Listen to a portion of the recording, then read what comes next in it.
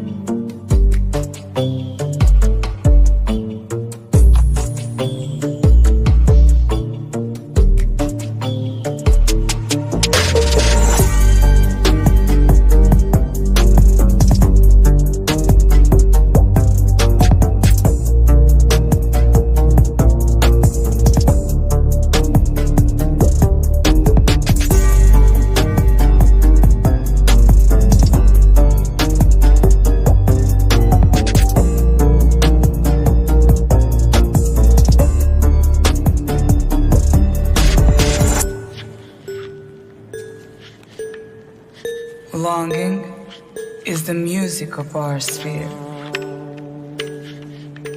The gift of life is never more or less. It starts at any time you like and ends in just a wink. Pass me the lighter, baby.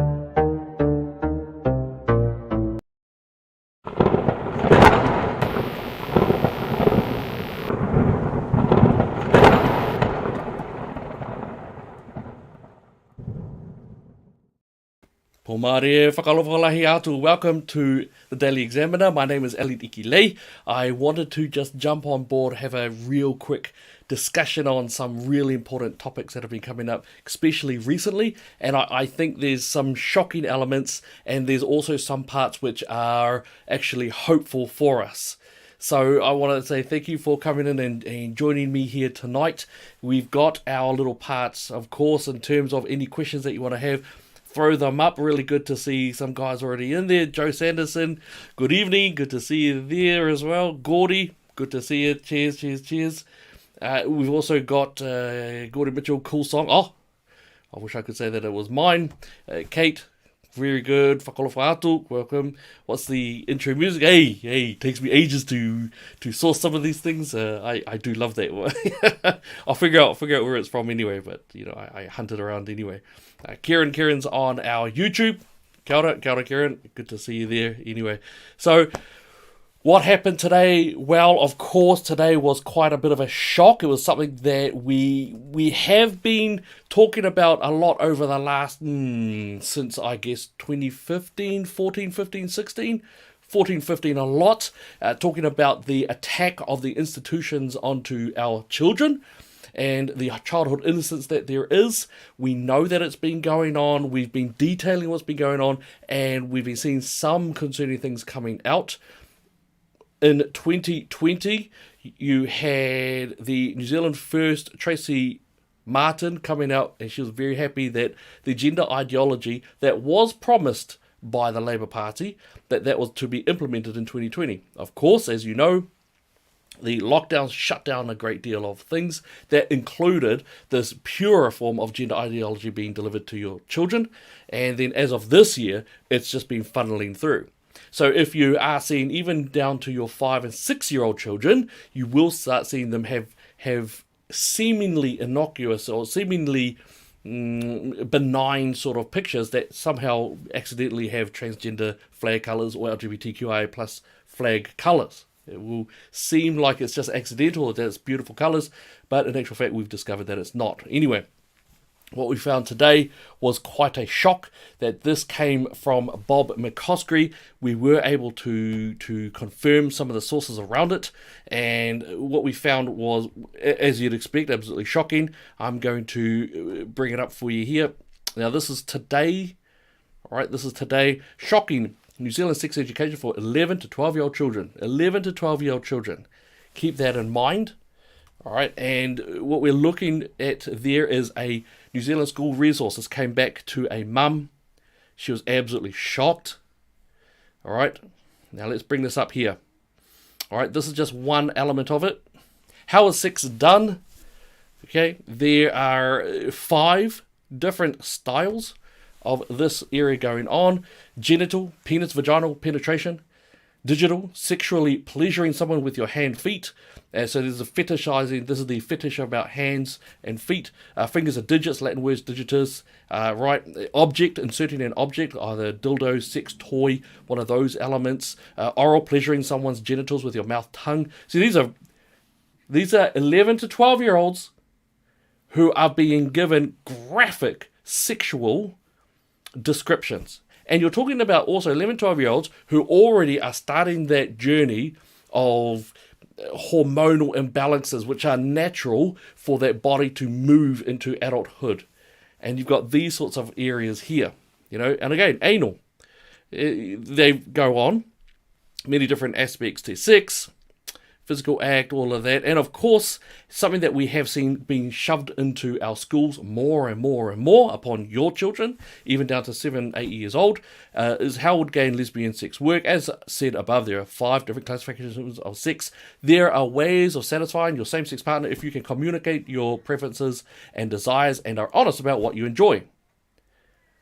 This is given to 11 and 12 year olds. Right, to 11 and 12 year olds. These are your children. Right? These are the elements that are being given to them when you are not in school, when you are not there to protect them, when you are not there to give it context, to be, in a sense, discriminatory as to what is age appropriate and what is not. And this is, of course, all within an education system that keeps on bleeping on about the ideas of making this age appropriate, and they love putting that out there, age appropriate. It is absolute filth, right? It's shocking stuff that's going on in that regard, all right? What is being done, and it's not the origin, but it started off in terms of the New Zealand curriculum as a promise made by the Labour Party back in, and I believe it was the 1st of August of 2017, I think it was. And that's when the Labour Party made a big promise that they were going to make the LGBTQIA plus ideology to be putting that into public schooling. After that, when the 2020 hit, that's also when the pure form came in. So I'm really proud that I was part of the team who were able to expose that Mates and Dates program was the first inset of gender ideology into the New Zealand system.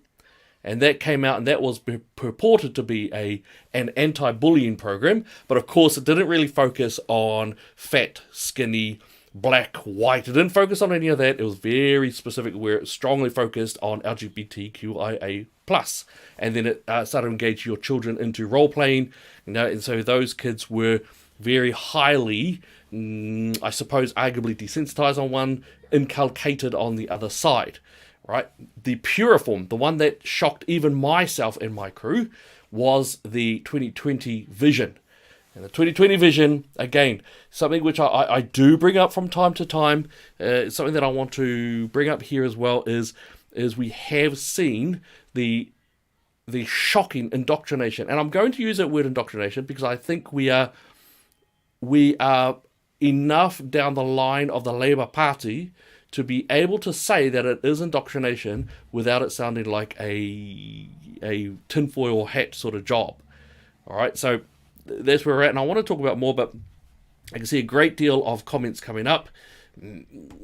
Yep, absolutely, Diane, up to parents not at schools. Yes, you are correct. There is a lot of power that parents do have. It is still not going away. And I can tell you this, overseas, in the United Kingdom, where this has been done for over 10 years, and where they've actually had a roughly 5,500% increase in children as young as 4 years old seeking double mastectomies, penis removal, puberty blockers. They've had that been going on for just over 10 years. Now they've realised how bad it is. The parents have risen up.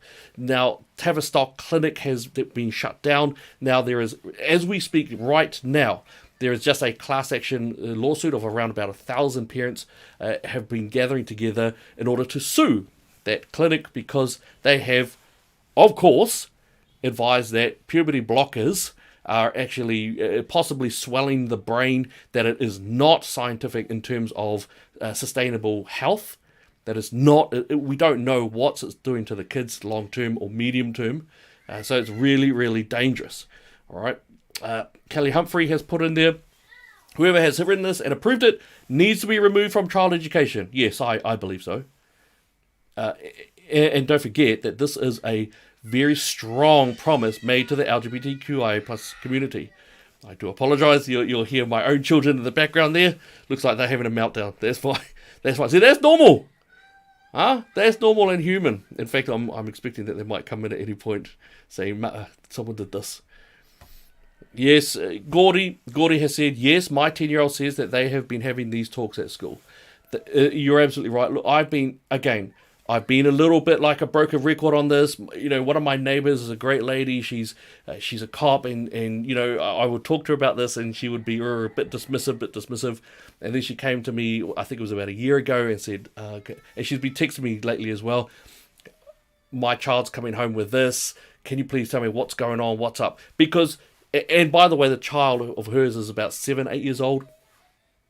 Your children are being groomed, and I'm not necessarily saying in a sexual manner, but they are absolutely being groomed to question their very sexuality and to question their very gender. Am I a boy? Am I a girl? What is this? All this other stuff. All right.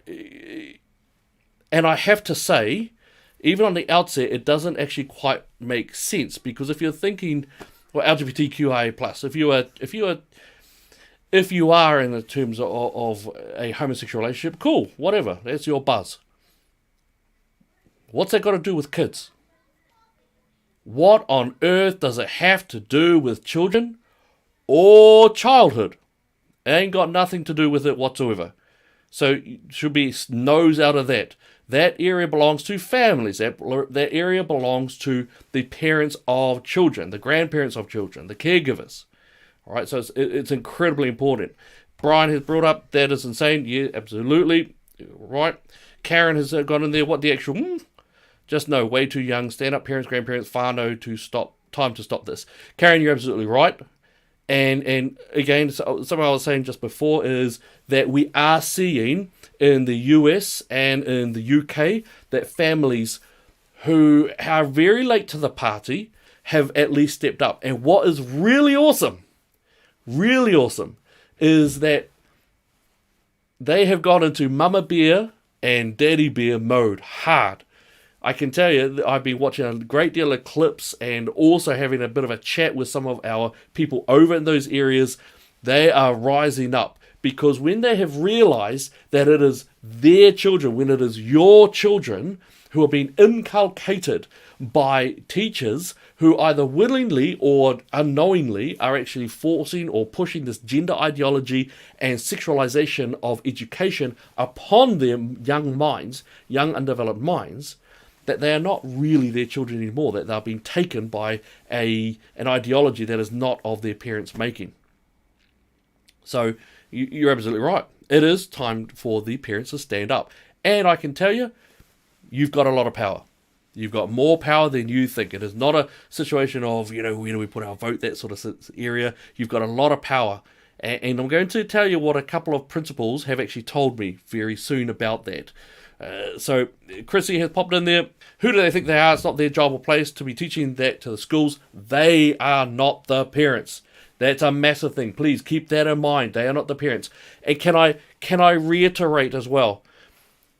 The school that you remember, even if you are in your early 20s, the school that you remember is no longer that school. I used to do as little as, or as late as 2019-ish, 2019 mostly, and before that, already I was seeing in the libraries, in the secondary school libraries, instead of adventure books, science fiction, romance novels, all that sort of stuff, instead I was seeing in the featured books very much LGBTQIA+.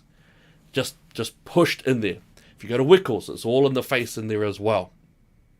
And again, we have to do this because there's a disclaimer that you have to do, which is this: if you're gay, whatever, it's your buzz. Just don't make it our kids' buzz. Step off. And that's something which we need to be able to say without feeling like recriminations or anything like that. Karen has come in again. School is for education, not this BS as for the parents to educate. Yeah, that's right. You are the family, you are the caregivers, you are the parents. Your worldview is to be given to the children, not the schools. And if you want to talk about, you're indoctrinating them in Christianity or Islam or you're indoctrinating them in heterosexuality, yeah, cool, that's fine. They're your kids. They are not the LGBTQIA plus community's kids. They're not. They're your kids. All right? And it's not a war against anyone. I think probably it is a bit of a war against probably the activists, actually. It probably is there. I can tell you, and I've done a couple of essays on this recently. I'll see if I can drag it back up again. But the end goal, your children are merely a milestone on that end goal. The end goal, by the quotes and by the assertions of the activists themselves, is not the children per se, but the children are a late game goal. The end goal is nothing less than the abolition of the family unit. The dissolution, to dissolve the family unit overall. It is to dissolve the family unit. That's what it is for. That's the end goal. Now, obviously, for those of us who do believe in family, the nuclear family, the idea of mum, dad, kids, what we are looking at, obviously, is if they do get that, then our society will be deconstructed swiftly after that, because the building blocks of every community is the family unit. It is the building blocks. If you've got a strong society, that is because you have a strong family unit. If you have a weak, deconstructing, vicious, horrific, brutal society, that is because you have a weak family unit. That is how it goes. If you want to look at anthropological sort of areas and ideas, that's the big one there. All right, Jonathan's come in there. Paiaha, what's the topic? Topic is, of course, the attack on childhood innocence. We, of course, just to remind you that we were able to source the material from one area. A very good parent has come on board. Yes, we are aware of which school it is. Bob McCoskrie was also in the middle of that. He was engaging with the principal of that school. He'd been looking at the documentation around it, but this was already coming on. All right, I mean, again, look at this. It is absolutely disgusting. All right, this is, as far as I'm concerned, this is not appropriate for secondary school. Let alone, this is not appropriate for secondary school. Let alone 11, 12-year-olds who are already struggling with puberty, changes in their life, hormones that are going out of whack, decide, oh my gosh, there's some different feelings that they have with boys and girls and everything. All right. And just to let you know that, yes, Bob McCoskrie he has said, please know that we are getting legal advice on the material above, and we'll be making formal complaints with both the Minister of Education and possibly the New Zealand Police. So this is what's going on. It's absolutely shocking. Yes, we do know it. If you look hard enough, you'll be able to find this particular school. One of the reasons why we didn't want to specify the school itself as well is because every single public school must be embedding their program like this. All right, that's how bad it is. That is what you are talking about. All right, and I want to say there have been some good things that have been coming out now. All right, you've got this situation here because Tavistock is a United Kingdom that was a great deal doing a lot of treatments for trans children, giving them what they refer to as gender affirming surgery. That was cutting off penis, that was double mastectomies, that's puberty blockers, that's skin grafts on for different parts of the body. Absolutely disgraceful stuff. Just to let you hear, in a significant development, the Tavistock General, it is to be shut down. Well, it is shut down. All right. In fact, not only that, there is the entire group of parents and ex-clients who are now gathering together to sue them. Right? Have a look at this. Have a look at this. By the way, I want to tell you, this is happening here in New Zealand. Right? Puberty halting drugs can harm a patient's brain and bone development. Medics are failing to warn about the infertility risks posed by puberty blockers. Children who regret treatment find themselves locked into new bodies. Absolutely. If they split the penis, they're not getting it back. And the disgusting way in which the clinicians are actually trying to push the children into these is horrific, utterly horrific. Internet sites persuade autistic children they are transgender when they simply have identity issues. Okay? And let's not forget that well over 90% of these children actually, or previously to the gender ideology now being shoved on your children, previously, almost all of these kids actually went into line. By the time they left puberty, by the time they left school, they were in line with their biological gender. All right, so if they had identity issues, and look, we all know teenagers do. We all know as teenagers we did as well. We had struggles, attraction. How do I look? How do I feel about my body? How about my anger, emotions, riches? What do I look like to others? And then even to complicate that even further, to say, well, you're not a boy or a girl, but you can be anything on any day, and it's a spectrum. Very dangerous. It really is. And in New Zealand, it's here. So in 2014, 15, 16, when I was, like a broken record trying to warn people about it. It was coming over, it's coming over. Now it is no longer coming over, it's here. It's here now. It is not just here, but it is now taxpayer funded, so you fund it, and it is now being pushed into your schools. And not only that, it's actually embedded. All right, so, what do I mean by embedded? Well, it is in your classrooms. All right. So I'm going to bring up a couple of elements here. Now, this is what's currently in our schools. All right. So this is part of the Ministry of Education documentation that we do have. Okay. So I'm going to bring it up. All right, and I'm hoping this comes up all right. It does. This is my Ministry of Education documentation. Okay, keep that in mind. This is Ministry of Education documentation. Transgender, the term describes a wide variety of people whose gender is different from the sex they were assigned at birth. Already put yourself... Can I just point out, this is not... This book or this Ministry of Education document is from primary school. From primary school. It's not in secondary, or not just in secondary, it's in primary school. Transgender people may be binary or non-binary, and some opt for some form of medical intervention. All right, so that's one element that they have there. Okay, this is another area here. Sex assigned at birth. Okay, these are the woke words. I want to reiterate what you're looking at here on your screen is the Ministry of Education glossary. Okay, this is what they are using currently. This is not some whack job stuff. This is it is, but it's in the Ministry of Education. Sex assigned at birth. All right,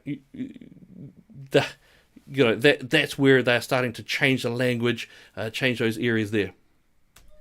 All right, heteronormativity. Okay, all right, let's put this up here a bit. Sorry. Heteronormativity, the assumption that heterosexuality is the default or normal. and both in quote marks, sexual orientation, rather than being just one of many possibilities. Okay? Heterosexual, a person who is sexually attracted to people of the other binary gender. What? What does that mean? What? Crazy words. All right? Homophobia, an irrational negative response to or fear of people who are homosexual, transgender, bisexual, or otherwise gender and sexually diverse. Such phobias may manifest discrimination or violence. All right, and again, that is that element around trying to make this strategy, this tactic actually was born out of the After the Ball book during the 80s, which was done by a very prominent neuroscientist and a public relations team up. The idea was to make it so that homosexuality would become part of mainstream society. Very effective. One of the terms, of course, was that to always make sure that homosexuals were the victim. And if they can create the narrative that homosexual is always the victim, then they are able to have the straights, as they referred to heterosexual people, they referred to them as straights. The idea would be that the straights would then feel compelled to protect them because there is a natural protective area around straights. That was how the book termed it. Quite shocking. All right. All right, so this area here, this is one of the learning outcomes that you're seeing here. Okay, now, by the way, this is now, if I remember correctly, this is actually the learning outcomes for 7 and 8-year-olds. Not 11, 12-year-olds, 7 and 8-year-olds. Are able to identify gender stereotypes, whatever that means. Understand the difference between gender and sex, and know that there are diverse gender and sexual identities in society. Have a look at that. That is the Ministry of Education documentation. It is public, it is online, it's not hidden, it is right there, and it's aimed directly at your children. This one is specifically for 7 and 8-year-olds. Are able to identify gender stereotypes, understand the difference between gender and sex, 7 and 8-year-olds, and know that there are diverse gender and sexual identities in society. What the hell are you teaching our children that they would need to know about anything around gender and sexual identities in society? Children in that regard simply need to be tolerant and respectful of all people. And you see, you don't see anything around, oh, well, too fat, too skinny, too poor, too rich, white, black, brown, yellow. All of that's gone. It's very specifically pushing around the LGBTQIA plus ideology. It has been shoved upon your children. It is a late game, not end goal, but it is a late game goal. All right, and the last one, sort of that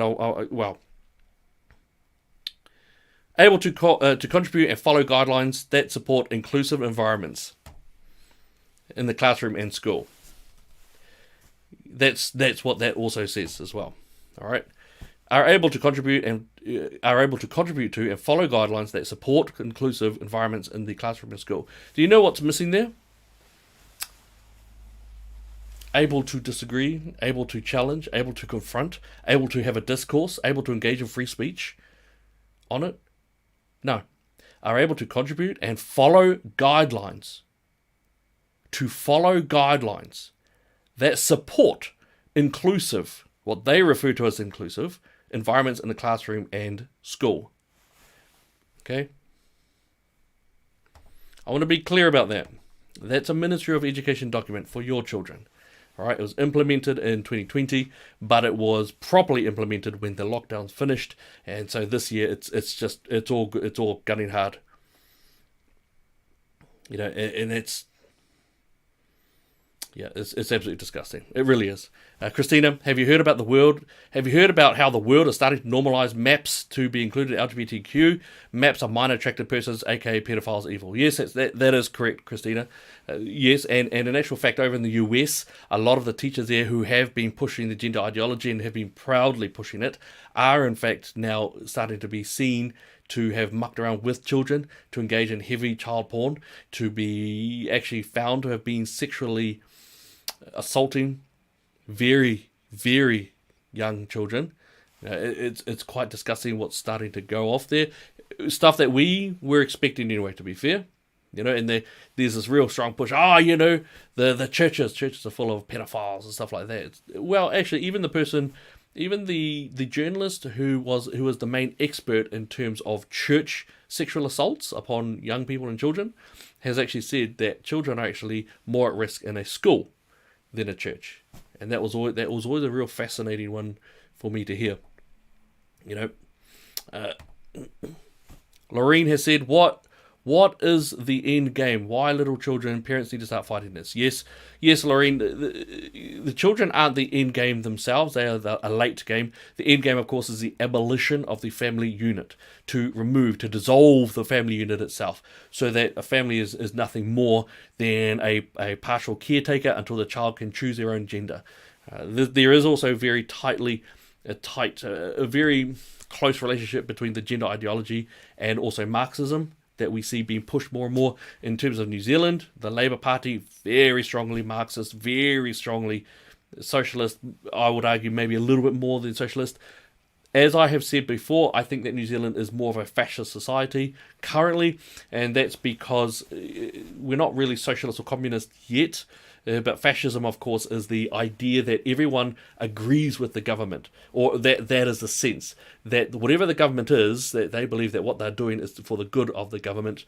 And the idea in fascism, of course, is that you engage in socialistic policies, but you also do whittle down a bit of the free speech. And that's where that area goes in. So the idea of fascism as well is that it's not like socialism where you take hold of all the means of production. Rather, within fascism, you have very close relationships with very big businesses, and the rest of the areas get highly regulated to the point where it's very difficult to engage in any decent profit area, and therefore that's your sort of angle. You don't take over full means of production. Rather, you grow the government to be bigger. You have few strong relationships with big business, and we did see that also during the lockdowns.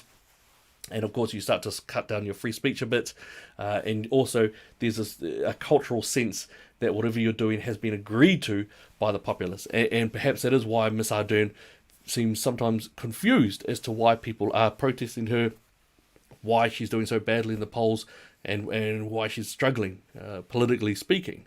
So I think that was, absolutely shocking. So we've got Karen here. Yes, right, I'm looking into homeschooling with my mokos. They are not learning this crap, not on my watch. Well said. I can tell you there's been a massive spike in home education interest, and also discussions and pushing for it, to the point where schools are being encouraged now to really solidly go out there and try to retain their students, which is quite fascinating. Lauren Tate, we need to make a stand as parents to find out what is being taught at school. I'm asking my kids every day now just what was taught today. Lauren, well done. Good on you. Absolutely right. I can tell you as well that you have the right. So, parents, right, what do we got? So, parents, you have the absolute right to go in there. Now, there's two ones. Now, I've spoken to a few principals, and I've also spoken to some board members and a couple of board chairmen about this. So, I am a parent. I'm a parent of an 11-year-old, and I'm also a parent of a 5-year-old. And so this really does concern all of us and myself a great deal. If you are a parent, you have the right to be able to go to the school and effectively demand, respectfully request knowledge as to what's going on in their sex programs, to know what's going on in their resources. You have that right as a parent. You've got that right. The changes, so you've got that right, and you can actually have your child removed. Now here's where it gets a bit messy. I think some of that stuff's actually pretty good, pretty okay, age appropriate, and stuff that was tried and true. Harold the Giraffe wasn't so lethal back then. If we could engage in that a little bit more, that would be okay. Where the tough element comes, where the tough stuff comes, is the embedded element. That's where it becomes a little bit tougher, because the two, well, actually, I guess you've got three areas. One is the Mates and Dates program that is from year 9, I think, I think it's year 9 in the health component. Now, of course, your children at that stage are teenagers, and they're going to want to rebel because that is a natural human element. But you can go gather a group of parents together and actually start to really engage in some activism and go to the school, respectfully and politely demand that they actually shut those programs down. Now, the issue with the Mates and Dates program is that it is taxpayer funded, meaning that for schools they don't have to pay out of their operational budget for it. That's where it gets complicated, but at the very least you could at least get your kids to be outside of that, or even to talk about that health curriculum that's there. At least make it visible. Sunlight is the best disinfectant, as they say. The sex education that is for children, when they start to say, well, we're not talking about sex education, we're talking about body parts, we're talking about, instead of saying, oh, this is my vajayjay, they might learn in a more age-appropriate way what is a vagina. Now, those elements I'm tentatively sort of okay-ish with. Now, I'm still meeting with them, and I'm still going through the teaching staff where I am, where my kids are, on that area.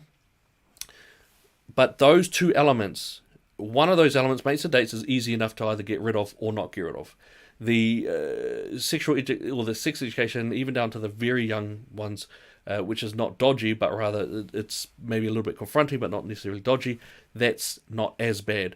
The horrific stuff, the stuff which is actually pushing your child to question their very sexuality and their sexual gender, and to get twisted up in this, that's actually the hard stuff. And it's hard because it's what you call embedded learning. And embedded learning means that it's put into English lessons, creative writing. You might be, well, okay, hey guys, as a 9-year-old, let's say that and I'm trying to paraphrase here because I actually found a resource given to 9-year-olds, and it was a teenage girl was having sex with a boy, but she had sexual feelings for a friend girl that she was with, and so she wasn't sure, and she came from a broken home, and they started to twist and turn and found out that her parent was having an affair with someone, Billy's dad from down the street, and it really messed up. And I was thinking, man, if you're an adult, that would actually be quite twisted. I'll see if I can find that resource, but it was quite a really, why would you be giving that to 9-year-olds? Those are embedded, and that's where they want to bring up any form of discussion. So they might put in creative learning or creative story writing. Like I said, I've seen some artwork where it's been very specifically the LGBTQIA plus flag, and they just keep on shoving it, so that eventually you look at those colours and go, oh wow, that's quite nice. So that's the embedded part, and the embedded part is actually difficult. It's very difficult. I've gotten Bob on this show before. Maybe it would be good to get him on again, or maybe it would be good to get a teacher on who's been going through some of the stuff, or has gone through the stuff and come out, because I do know of a few of them. Lynn's come up. Do you have the right to approach any school to find out what they are teaching? There are 4 schools in my small town. Only one is attended by my family, my little 7-year-old great-grandson. Lynn, yes, you do have the right. You do have the absolute right to go into your school and actually demand what is being taught. My strong encouragement is if you can, get together with other parents and then go in there as a solid block. All right, and that way you can engage in writing, and you've got a bit of a community going on. Parents do have a lot of power still. The Labour Party, and look, you know what? The National Party, as much as I really have a great deal of respect for some of them, they knew about this. I was feeding some of them this a lot, and they did nothing. They did nothing to fix any of this, or to challenge it, or to take it out. They really did. So, in terms of the embedded stuff, my strongest suggestion would be get together with your groups. You all know people from the parent groups. Get together with them. Hey, look, I've already gone around the country and spoken to many different groups about this. Not myself, but because of my team's doing on a lot of the stuff, I believe 6 different schools actually stopped mates and dates program around New Zealand, and that's a wonderful thing. So that was from the information that my team gave to them. It can be done. All right, it can be done. And the more of us who solidify together to defend our children. And I'll tell you what, in the US, they are standing up. And in the UK, they're standing up. All right, the parents have realized, my children are now having great deals of mental anguish and pain and struggle because they, instead of now just worrying about, oh, this one hit me, or I'm feeling funny feelings about this girl or this boy, instead of that, now they are questioning their one of the things that they should be secure in, which is, I'm a boy, I'm a girl. Tomboys are generally not girls trapped in boy body or other way around, all right? And I'll tell you this, there's nothing scientific around there. I can tell you this as well, and again, I don't hold myself as being any great deal at all in the debating chamber, but I've been able to debate with pretty much everyone so far, and they don't have a leg to stand on, scientifically speaking. They really, really don't. I've gone on at professors. So who was the last professor I was with? Professor Spoonley. I've also a couple of other professors, a couple of drag queens, a lot of politicians, and we've been able to shut them down. Not because I'm any good. I want to point that out. Not because I'm any good, but merely because the science is the truth of what is going on, and the science does not back shoving puberty blockers into children. And the Tavistock Clinic shutdown is shockingly bad for those who are trying to shove it down the throats of our kids. All right. So I'm just having a look around here. Susan, thank you for speaking up against this filth. Thank you, Susan. I appreciate there. Now cool. We've so Susan's also gone in there. All grooming for pedophilia. Yes, there is a lot of grooming going on in that regard, and that again is quite shocking. Now, Jonathan's gone there. Do you not have the one person you're schooling that wasn't in the right body? I know a couple that fit that demographic, and it was so sad to see one in a mental health ward and another one was allowed to follow their path. I'm in Christchurch and await your response from last elections. Lol, you're trying to skirt around the facts. Okay, I think Jonathan's... okay. I'm not sure if this is going to answer your question, Jonathan, but I'm going to try to get it if I think. So in my time as over youth work for over 20 years, for about 20 years, I worked with probably around about 30-ish transgender kids, aged between 15, 16, and probably the oldest that I worked with would have been 19, 20. So that would have probably been the ones who I worked with most. Loved every single one of those kids. Those kids were awesome, absolutely awesome. I really loved the time that I spent with them. They also knew exactly that I followed science and that they knew that, male, female, but that I loved them anyway. They knew that. I was working with them. They were what we would regard as high risk or at risk youth at the time. And yeah, I really enjoyed working alongside them and just hopefully giving them some tools in which to become strong, productive. I know that a few of them, I've seen them since. If I might admit a little bit of a concern or a fear that I have, which has probably happened anyway, but it's not something I really like to think about too much because I have a lot of love for those kids. But a fear that I have, of course, is that those kids will see how I do say, man, female, that a woman is a adult human female and a man is a human adult male, and that they might think that I don't like them for whatever reason. But in saying that, I've met up with a few of them since, and they just laugh at me and they go, "Oh, sir, why do you keep saying that stuff, sir?" But they say it in a way that suggests that they still know that I love them and all that sort of stuff. So I believe that for our transgender kids, our kids who are struggling with their identity, that we should be looking after them. In schools, you've got YWIS, you've got youth workers in schools, you've got counsellors, you've got the ability to engage in stronger psychological or psychology or psychiatry. You've got the ability to be able to go in there and look after these kids in an individual way. What you should not be doing is making a blanket pushing onto children in order for them to suddenly think that, I'm a tomboy, maybe I'm actually a male. That does a great deal of damage to children. And again, like I said, overseas are starting to wake up to that fact slowly but surely, and now there's going to be a lot of kickback on that. New Zealand needs to as well. All right. There is none of this born in the wrong body. You can have a dysphoria. You can be, if you really want to know, and please excuse my ignorance of your own individual situation if this is not you. Please excuse it. I apologize if that is correct, but I am not saying that this is for every young person who has transgender or gender issues, gender dysphoria. The vast majority, and I mean the vast majority of those kids, I suppose I can't call them kids, but the young people who I worked with who had gender issues, very interestingly, I saw two patterns. This is just my experience. One was very strong sexual abuse, and specifically very, very young. So not the 6, 7, 8-year-olds and up, but more those 2, 3, 4, 5-year-olds. So that's where I've seen that's one pattern. The other pattern is outside of not the oldest and not the youngest, but rather a middle child type. So those are the two patterns that I've seen.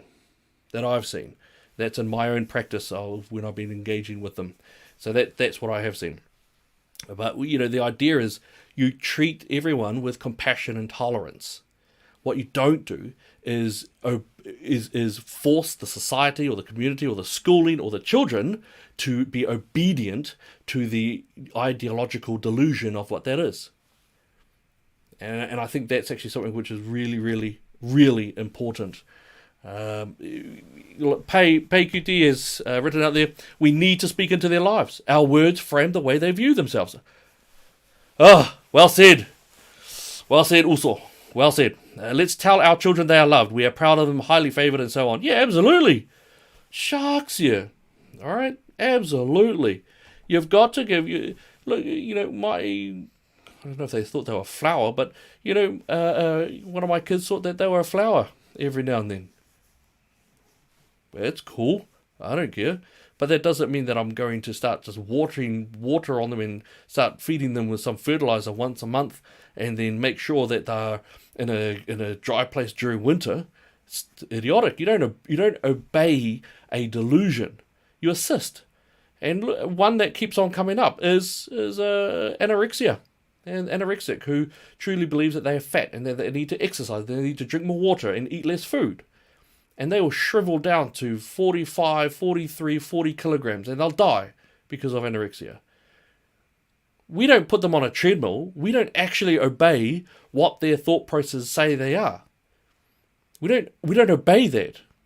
Right? We get them direct individual assistance and help. We counsel them, and usually, and I do mean greatly, usually that's psychological.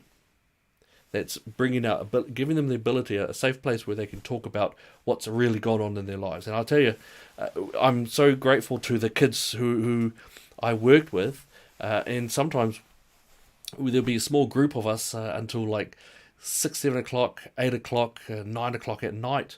And so I was running the vocational education programs, and you'd have a small group there, and they would just talk about their lives. Oh, geez, we got off the topic a bit, but I love those times, when they kept me there in the classroom and they wanted to just give out the pain that was really in their hearts of things that had happened before. And I'm grateful to every one of them. I'm humbled by being able to be allowed to share that time with them. And they also knew very well that I knew that they were male, because most of the time it was they put themselves as a female. All right.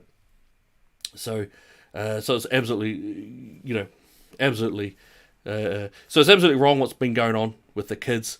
And look, we've got to stand up. All right. I only meant to come up here on half an hour, but I can tell you that we've got to stand up and defend our children. They don't have anyone else. And now you've got to understand, when they're going to school, they are now under assault. They are under ideological assault. And even the teachers who don't quite know what they're doing, they are complicit in that assault. The parents who we will die for them. We will die for our children if they are beside us. And we're out there somewhere and someone comes for our family, we'll die to kill the other that other person who's coming to hurt or rape our family. That's easy. But we're working from, look, I wake up at 5:30 in the morning. I'm home maybe, 6-ish at night. How many of you out there also, both parents working? How many times do we have to go to do a double shift? How many times do we have to do a swing shift? What about the fearful? Where do we put our kids after school? And we don't, it's hard for us to take on the fact that between the hours of 8:30 and 3 o'clock, that now we have to be worried about that time of all times where we expect our children to be taught math and literacy and science and how to put words together.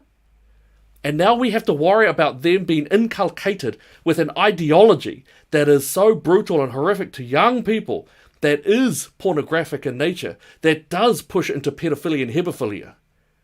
We have to worry about that?